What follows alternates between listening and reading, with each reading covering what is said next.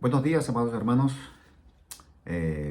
Bienvenidos todos a nuestro servicio dominical, donde estamos y estaremos compartiendo, pues, de la alegría de la salvación y el gozo de la salvación con todos nuestros hermanos. Bienvenidos todos. En esta tarde vamos a hablar un poco de la palabra de nuestro Dios. Y un tema que es bastante apasionante para mí, ¿no? Que es el tema de la cristología. Y vamos a hablar un poco de la cruz de Cristo.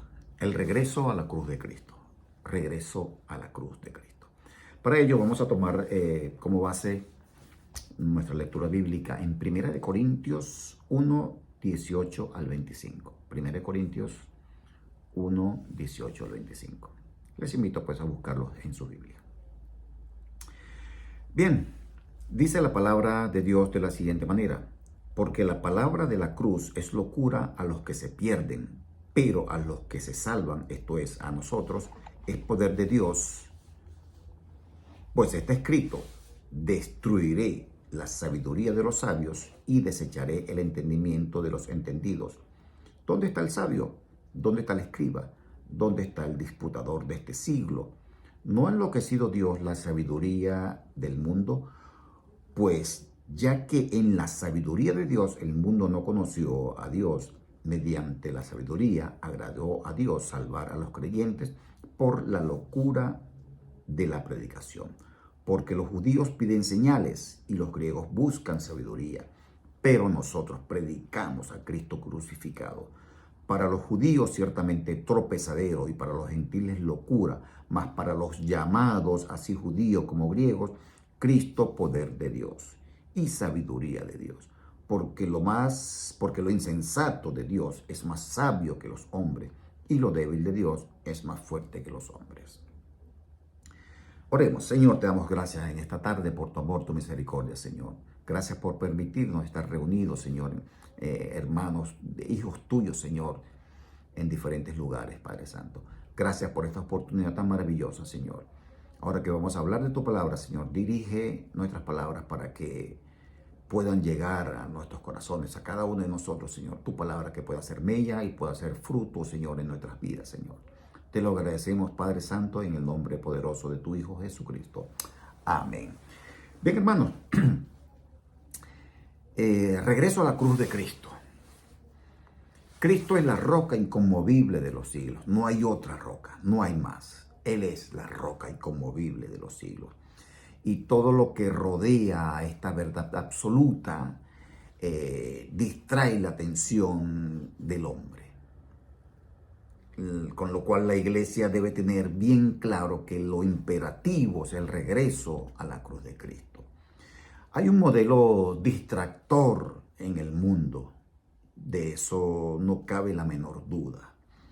En pleno siglo XXI y al inicio de este año, a final del año pasado y en este año, el Omicron está haciendo estragos a nivel mundial. El Omicron está contagiando muchísima gente y el mundo no deja de hablar de esta situación, no deja de hablar y está pendiente del Omicron y de no contagiarse. Está temeroso sobre lo que está aconteciendo.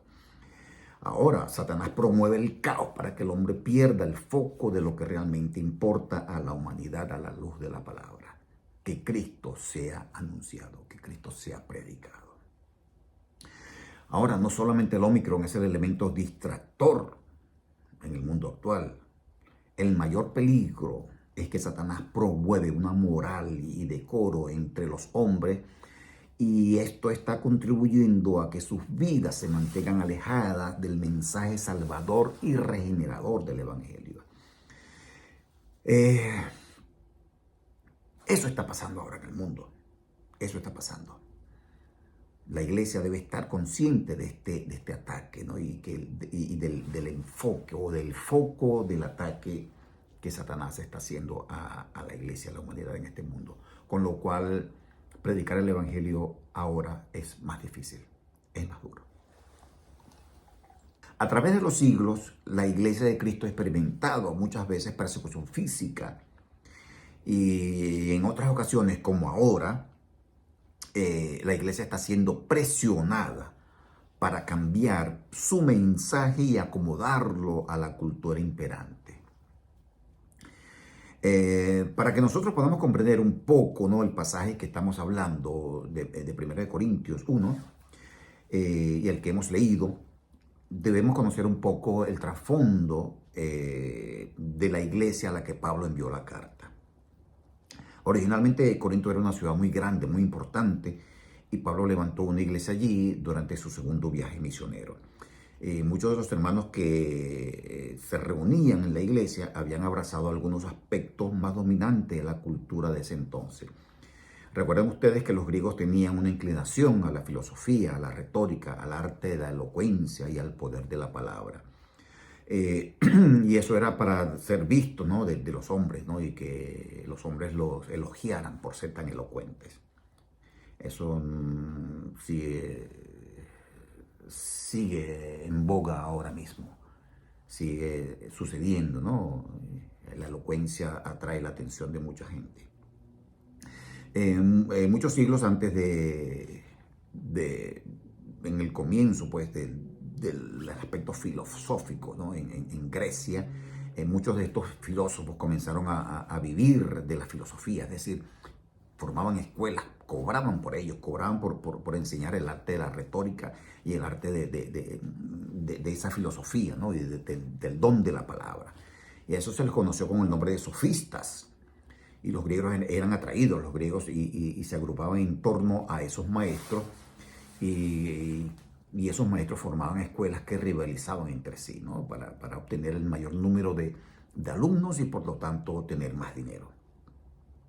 Ahora, el problema es que muchos de estos creyentes en Corintio habían introducido ese espíritu sectario dentro de la iglesia y se agrupaban en torno a sus maestros religiosos, no porque veían en ellos un sincero amor por Cristo, ¿no?, y un real compromiso con el Evangelio.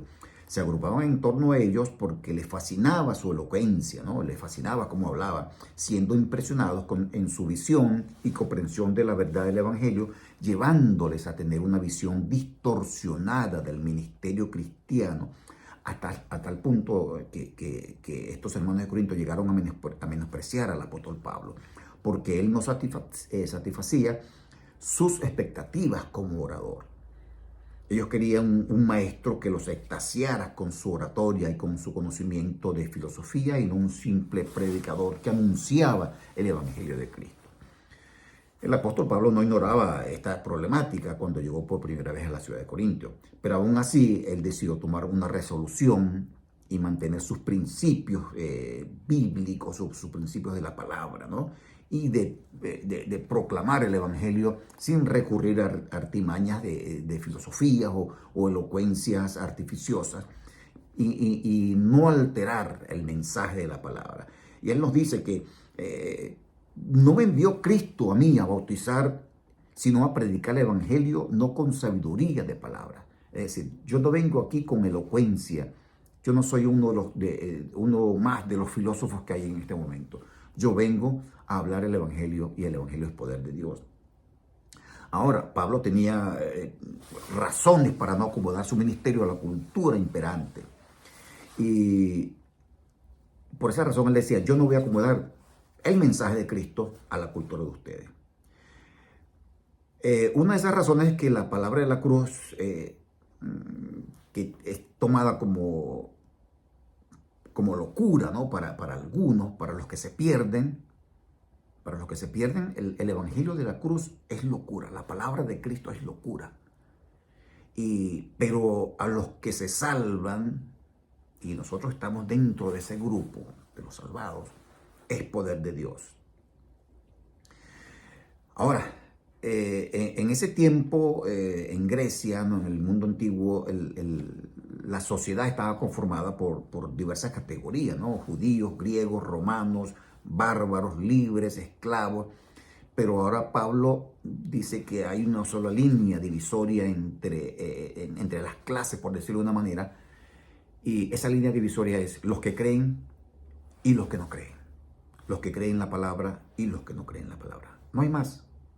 Solamente hay dos caminos: el camino que lleva a la perdición y el camino que lleva a la salvación.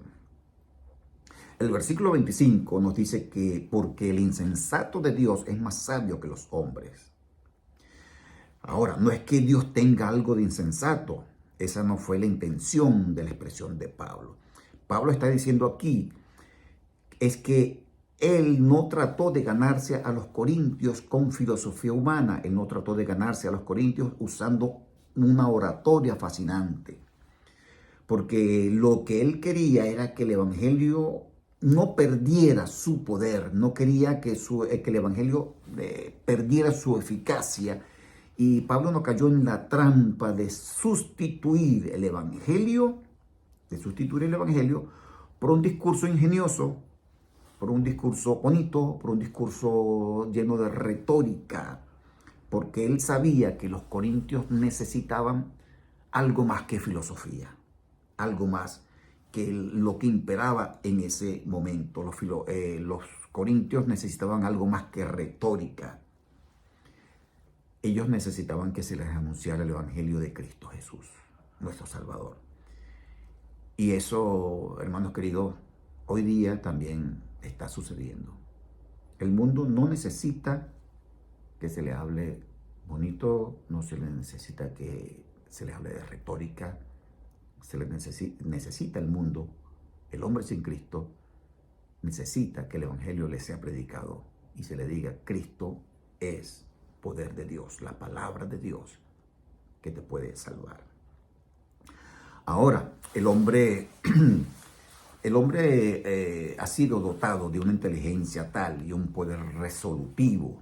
El hombre es muy inteligente, somos capaces de hacer grandes cosas, ¿no? El hombre ha llegado a la luna, el hombre ya ha enviado satélites al espacio, el hombre ha hecho grandísimas construcciones y ha contribuido pues, al progreso en un sentido de la humanidad. Pero es incapaz de resolver el complejo dilema que el evangelio resuelve. ¿Cómo puede un Dios infinitamente justo otorgar completo perdón a pecadores culpables y seguir siendo justo? ¿Cómo resolver ese dilema? Es allí donde fracasa la sabiduría humana, es allí donde el intelecto y la sabiduría terrenal fallan y se convierten en necedad. La mayoría de las personas, si tienen un poco de sensatez, sabes que algo no anda bien en el mundo, que algo está mal en el mundo, que muchas cosas están en el mundo. Pero el diagnóstico que dan, así como el remedio que proponen, son absolutamente incapaces de resolver el problema del hombre. Ahora, ¿cuál es el problema del hombre? ¿Cuál es realmente el problema del hombre? El problema del hombre es su pecado, es su rebeldía contra Dios. El hombre ha violado la ley moral de Dios y pronto nos presentaremos, como dice la Escritura, delante de su tribunal, delante del tribunal de Dios, ¿verdad? Donde Él juzgará con justicia. Ahora, para muchos eso es una mala noticia. Es una mala noticia para muchos. Pero para otros es buena noticia. Porque la buena noticia es que la segunda persona de la Trinidad, Jesucristo, se hizo hombre y obedeció perfectamente la ley de Dios. Y luego fue a la cruz siendo inocente para morir en lugar de todos aquellos pecadores culpables a quienes Él vino a salvar. La gloria de la cruz y en base a esa obra de redención, ahora Dios ofrece en el Evangelio perdón de todos nuestros pecados, el don de la vida eterna para todo aquel que se arrepienta y confía enteramente en la justicia de Cristo y en la obra que Él llevó a cabo en la cruz del Calvario. La palabra dice: al que no conoció pecado, por nosotros Dios lo hizo pecado para que nosotros pues seamos hechos justicia de Dios. De manera que la solución del más grande de los problemas del hombre está totalmente fuera de nuestro alcance. No podemos librarnos por nosotros mismos de la esclavitud del pecado. No hay manera en que nosotros podamos borrar nuestras transgresiones, nuestro pecado contra la ley moral de Dios y reconciliarnos con Él. No hay manera. Pero precisamente en ese punto en el que nosotros somos completamente impotentes e incompetentes, es donde Dios manifiesta su poder, y es por lo que Pablo dice que en la cruz del Calvario, toda la arrogancia y todo el orgullo humano quedan completamente destrozados. El versículo 19 dice, pues está escrito, destruiré la sabiduría de los sabios y desecharé el entendimiento de los entendidos. Dios ha determinado destruir la arrogancia y la autosuficiencia de los hombres por el poder de la muerte expiatoria de Cristo en la cruz. Allí quedó evidenciada la infinita y gran sabiduría de Dios en contraposición a la limitadísima sabiduría humana. El versículo 20 nos dice, ¿dónde está el sabio? ¿Dónde está el escriba? ¿Dónde está el disputador de este siglo? ¿Acaso no ha enloquecido Dios la sabiduría del mundo?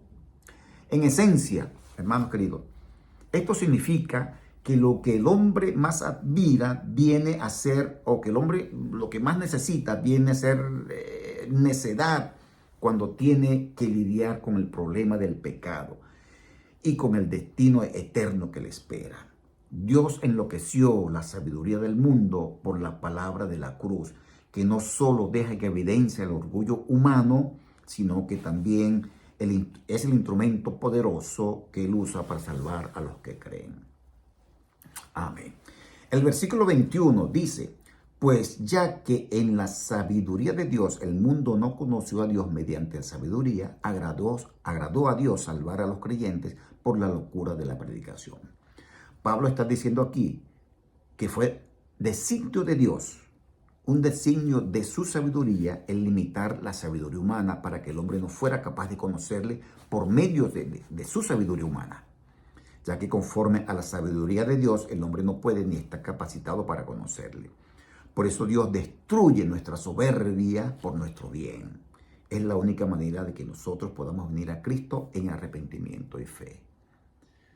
Todo lo que nos pasa, hermanos queridos, que viene del Señor, es para nuestro bien.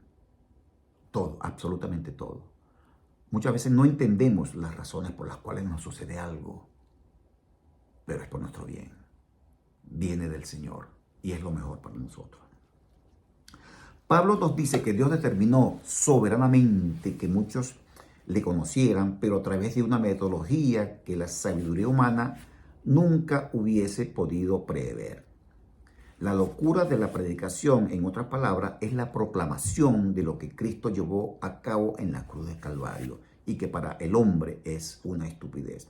Cuando el mensaje es proclamado en el Espíritu Santo, con el poder del Espíritu Santo, Dios manifiesta su gracia salvadora y nadie será salvo a menos que crea en Cristo y nadie podrá creer en Cristo a menos que se exponga el mensaje del Evangelio, a menos que se sepa que Cristo, lo que hizo Cristo en la cruz del Calvario para salvar a los pecadores. Y el instrumento que usa Dios para llevar el Evangelio eres tú. Soy yo. Ese es el instrumento. Está dado al hombre llevar la proclamación del Evangelio.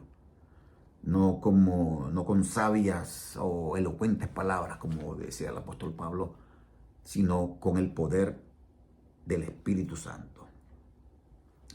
Satanás sabe que el poder del Evangelio, hermanos queridos, y lo conoce, él sabe y conoce el poder del Evangelio y hará cualquier cosa para que la palabra no llegue al hombre y trata de impedirlo. Él conoce lo que puede ocurrir cuando este mensaje es proclamado fielmente y en el poder del Espíritu de Dios. Y precisamente porque él conoce que la palabra es poder, él tratará por todos los medios posibles que la iglesia se dedique a hacer cualquier otra cosa menos que predicar el Evangelio, a convertir las iglesias en simplemente un espectáculo o un centro de reunión para pasar un rato agradable y compartir allí y pasar un rato ameno, un rato como si fuese un club social, como si fuese un club cualquiera. A Satanás no le importa si las iglesias se llenan de gente y cuando esas iglesias pongan a un lado la predicación de la palabra de Dios y no proclamen el Evangelio de Cristo. Para él es un triunfo que las iglesias se llenen, pero que la iglesia sea sencillamente un circo, un espectáculo. Cristo es el centro de ese mensaje, el mensaje de Dios que Dios usa para salvar a los pecadores. Debemos resistir la tentación de sustituir la predicación de la palabra de Dios por cosas aparentemente llamativas y entretenidas. Es por medio de las Escrituras que Dios nos da sabiduría para que podamos ser salvos. Dice la palabra de Dios en 2 Timoteo capítulo 3, versículo 15, la palabra de Dios es viva y eficaz y más cortante que toda espada de doble filo. Pablo sabía cuando fue a Corinto que su predicación no iba a ser atractiva a muchos, pero aún así no alteró el mensaje ni cambió la metodología. El versículo 22 dice, porque los judíos piden señales y los griegos buscan sabiduría, pero nosotros predicamos a Cristo crucificado. Para los judíos ciertamente tropezadero, para los gentiles locura. Los problemas que Pablo enfrentó para ministrar a los judíos y a griegos en su época son exactamente los mismos que nosotros tenemos para que enfrentar hoy día. Cristo no claudicó ante la petición de los judíos de hacer cuanto milagro le pedían. Él no solo era un hacedor o un simple hacedor de milagros para que la gente creyera. Eso no solo habría distorsionado, hermanos queridos, la naturaleza de su ministerio encomendado y habría colocado en posesión de superioridad con respecto a Cristo al pueblo que le pedía los milagros. Era como decirle, muéstrame alguno de tus milagros y yo veré si tú eres quien dices ser. Yo te seguiré si salvas a mi hijo, te seguiré si puedes recomponer mi matrimonio, te seguiré si me provees de un mejor y mayor remunerado trabajo, te seguiré solo si y solo si. Te seguiré sí y solo sí. Cristo no es sencillamente o simplemente un hacedor de milagros que está a tu disposición para que tú frotes la lámpara, salga Él y te conceda así simplemente el deseo de tu corazón. Cristo no es un hacedor de milagros. Él hace milagros portentosos, maravillosos, sublimes. Pero Cristo no es sencillamente un hacedor de milagros. Uno de los problemas de hoy día, hermanos, en la predicación del Evangelio, es que se presenta a Cristo como precisamente la panacea, ¿verdad? O la solución a todos sus males. Y que con solo decretar la solución de ellos, Cristo se debe mover en tu favor para que tal decreto se cumpla. Este no es el mensaje del Evangelio. Cristo vino a reconciliar al hombre con Dios, vino a traer salvación y dar vida eterna. Él dice, en el mundo tendréis aflicción, pero confíen, yo he vencido al mundo. También nos dice que por su causa seremos perseguidos, torturados, seremos muertos, encarcelados, humillados. Y esa aseveración, hermanos queridos, no fue solamente válida para la iglesia de los primeros siglos, para la iglesia primitiva. Esos son hechos históricos que no se pueden negar. Y hoy día sigue siendo una realidad. Hoy sigue siendo la iglesia perseguida. ¿Sabes tú cuántos cristianos están siendo perseguidos hoy día en muchos lugares del mundo? Perseguidos, encarcelados, torturados, asesinados por predicar a Cristo. En muchos países está ocurriendo eso, hermanos. Nosotros, en la iglesia occidental, de este lado del mundo, no padecemos ese tipo de persecución. No padecemos ese tipo de persecución. Pero está ocurriendo en muchos lugares del mundo, hermano. Está ocurriendo. Y es necesario que que la iglesia de Cristo entienda y sepa y ore que esos hermanos están siendo asesinados, están siendo predicados, torturados por predicar el Evangelio de Cristo. Es duro, hermano, pero muchos de nosotros vivimos como ajenos a lo que sucede a esos hermanos, que son cuerpos de Cristo. La comodidad que de una manera tenemos en el mundo occidental, aunque tenemos problemas, esa comodidad nos ha hecho acomodar, valga la redundancia, el Evangelio y vivir un Evangelio suave, un Evangelio light, un Evangelio sin compromiso, un Evangelio nominal. El Evangelio no es nominal, el Evangelio es poder de Dios. Poder de Dios. Mientras esos hermanos están sufriendo allá por predicar a Cristo y se reúnen a escondidas, se reúnen en sótanos, se reúnen en el monte, se reúnen en cuevas todavía. Hoy día, no estoy hablando del pasado, ahora, siglo XXI. Esos hermanos están sufriendo. Mientras eso sucede allá, muchos de nosotros ni siquiera queremos participar de los servicios en la iglesia, que podemos ir libremente, podemos irnos caminando, podemos irnos en autobús, en metro, en tren, en nuestro propio coche o carro, pero ni siquiera así vamos.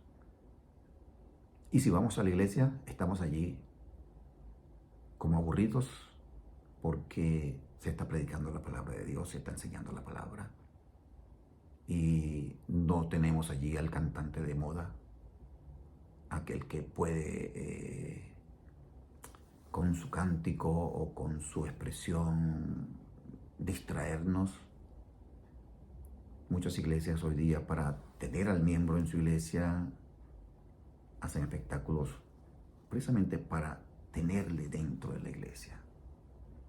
Pero se han alejado de la verdadera esencia del Evangelio, que es predicar a Cristo, a este resucitado y que volverá.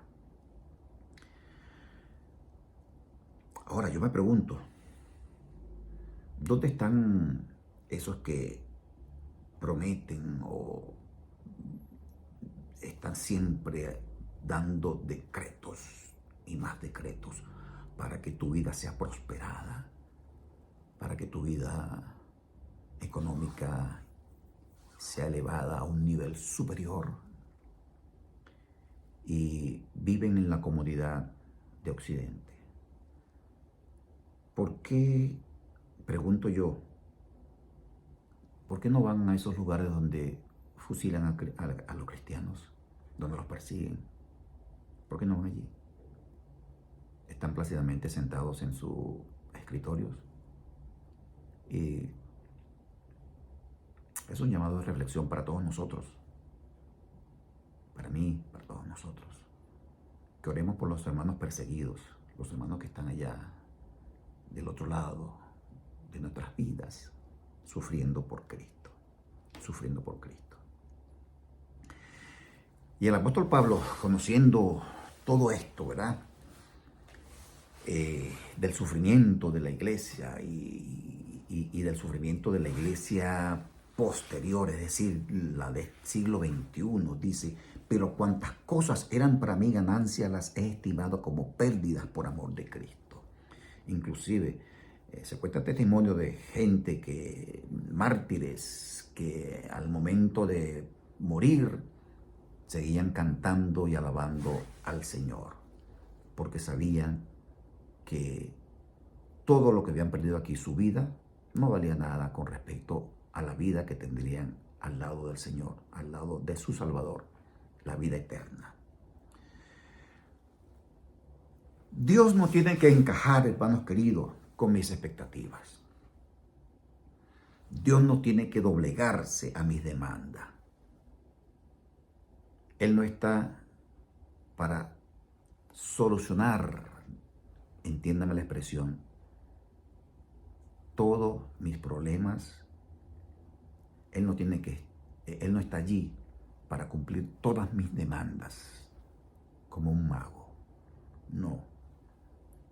Él está allí porque es mi socorro, mi fuente de vida, mi Salvador, mi Dios, mi Rey, mi Señor, mi hermano, mi amigo. Él es mi todo.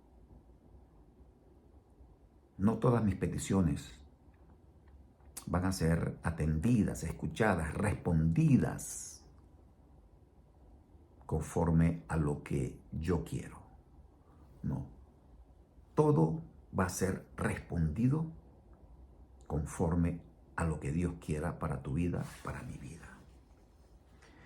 El Señor diseñó el plan de salvación y en Él estableció la metodología divina para que ese plan sea efectivo, eficaz en el corazón del hombre. Cristo vino a salvar y a rescatar lo que se había perdido. Hermanos queridos, tenemos por delante el mismo desafío que enfrentó Pablo en sus días y seguir proclamando el mensaje de la cruz y sus implicaciones sin alterar el contenido ni modificar la metodología y dejar los resultados en la mano de Dios. Yo sembré, Apolo regó, pero el crecimiento lo da Dios. La naturaleza humana no ha cambiado. El evangelio sigue siendo ofensivo para algunos y para otros insensatez. El evangelio no es una terapia psicológica o un programa de autoayuda. Es poder de Dios que transforma vidas, que da un nuevo sentido y rumbo a todo aquel que viene a Cristo arrepentido y creyendo que en Él tendrá nueva vida. Una vida eterna. No hay otra opción. Cristo es el único camino y es la verdad que nosotros debemos proclamar al mundo, tal como ha sido revelada por Dios en el Evangelio. Esa verdad, por más ofensiva que resulte al mundo, debe y necesita ser predicada. Y aquellos que están aquí en medio nuestro, que me están viendo por aquí, que están escuchando esta palabra, aquellos que están aquí sin Cristo, que no conocen a Cristo como su Salvador, el Evangelio ha sido explicado. Y ese Evangelio, mi querido amigo, dice que si tú eres una persona necesitada, ¿ya?, tu mayor necesidad no es tener una mejor o mayor autoestima. Tu mayor necesidad no es una vida acomodada y abundante. Tu mayor necesidad es reconciliarte con Dios. Y la única provisión que Dios ha hecho para que el hombre pueda ser perdonado y ser reconciliado con Él, mi amigo querido, es a través de Cristo. Amigo, ven a Cristo, ven ahora. Ven ahora que puedes hacerlo.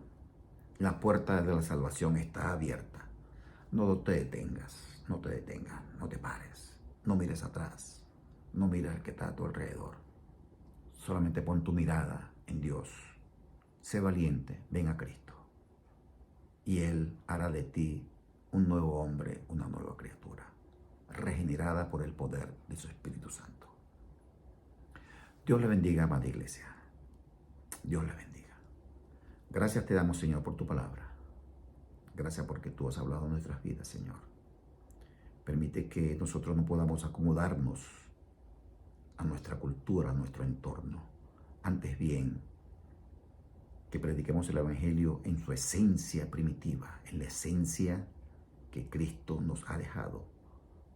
Hablando de Él, predicando de Él, diciéndole al mundo, Cristo vino, murió, resucitó y regresará para llevar a los suyos a la gloria eterna.